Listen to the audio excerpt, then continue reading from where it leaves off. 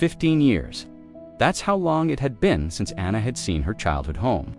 But returning didn't feel like coming back. It felt like stepping into a paused moment, a scene that had been waiting just for her. The air was thick with the faint smell of old books, dust, and memories she had spent years trying to outrun. Her father had died suddenly when she was 17, a quiet heart attack on a perfectly ordinary morning. He left behind a half-finished cup of coffee, an unmade bed, and a silence that swallowed everything else.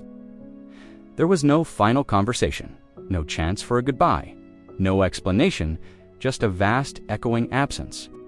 Anna left soon after, packing away an anger she never dealt with, a resentment she never spoke aloud, and the heavy belief that her father had never really understood her. Now, she was back. Standing alone in the quiet house after her mother's passing, she moved slowly from room to room, her fingertips brushing against the walls as if they might whisper secrets. Finally, she reached her father's study, a room she had avoided for a decade and a half. Inside, time had stood still. The old wooden desk, the chipped mug, the shelves overflowing with yellowing files, exactly as she remembered. Her gaze fell to the bottom drawer. Hesitantly, she pulled it open. Her fingers brushed against a small cardboard box, tied with a faded ribbon. Inside were envelopes, dozens of them. Each one had her name, Anna, written carefully on the front. None were sealed. None were ever sent.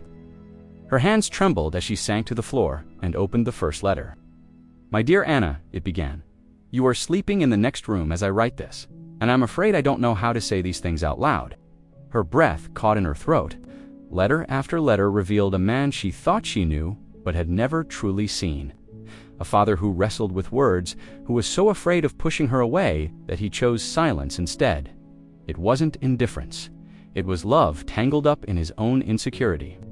He wrote about the day she was born, how he held her tiny body, and made a silent promise to protect her, even if it meant staying quiet when she needed her space. He wrote apologies for arguments he never knew how to resolve, pride for her accomplishments that he never voiced, and encouragement he never found the courage to speak aloud. One letter described the night she had slammed her door, shouting that she hated him. He wrote about how he sat alone afterward, rewriting the same sentence over and over, "I forgive you, even if you don't ask." Another letter spoke of her dreams to leave their small town. He knew she was meant for bigger things, and he confessed that he stayed behind so she could move forward, free from any guilt. Tears blurred her vision. The silence she had blamed him for, the silence she had mistaken for emptiness, was actually restraint. It was a love so deep it chose distance over control. In the final letter, dated just 3 days before his death, he wrote, "If you ever read this, know that everything I didn't say was never because you weren't enough, but because I loved you more than my fear." Anna pressed the brittle paper to her chest and cried, not the sharp, angry tears of her youth, but the slow, aching tears of an understanding that had arrived far too late. For years, she had carried the weight of feeling unseen, unloved, and misunderstood. But the truth, written in faded ink, was that she had been deeply known and fiercely cherished in the quietest of ways. That night, she didn't sleep in her old bed. She slept on the floor of the study, surrounded by the letters, feeling closer to her father than she ever had when he was alive. In the morning, she packed the letters carefully into her bag. They weren't relics of loss anymore. They were proof. Proof that love doesn't always have to shout. Sometimes it whispers. Sometimes it waits. And it trusts time to deliver what fear once held back. As Anna locked the door to her childhood home one last time, she understood something that would change her forever. Many hearts love deeply but speak poorly.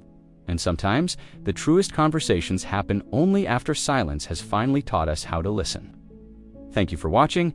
If this story touched you, please consider subscribing for more.